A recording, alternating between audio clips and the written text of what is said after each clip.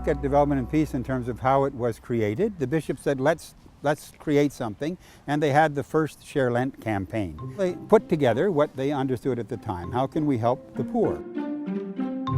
On sait bien qu'avant ça, le carême, comme nos grands-parents en parlaient, c'était un temps de privation personnelle. Mais là, avec l'idée que le développement, c'était le nouveau nom de la paix, comme disait le pape Paul VI, le carême devenait une occasion d'une solidarité plus grande avec les pays du tiers-monde. There was that whole transition from being a colony to being independent countries.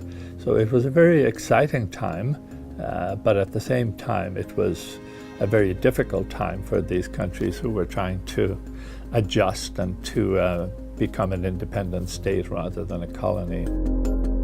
The Biafran War, of course, was raging at the time, and it was all over the news and great human suffering. And so that was probably the first instance where Development and Peace was engaged in common action with the other churches.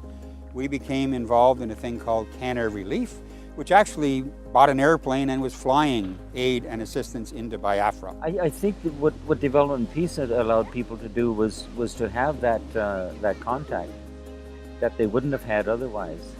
See, it's a contact you wouldn't have by reading in the newspaper.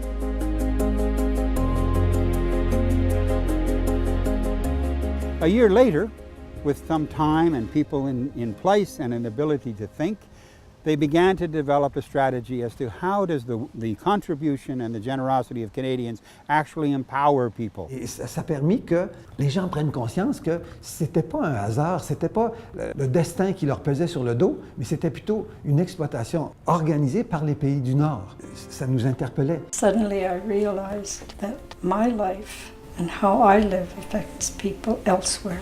It was like a turnaround in my life. And I've been grateful to Development and Peace for the way over the years they have broadened our perceptions.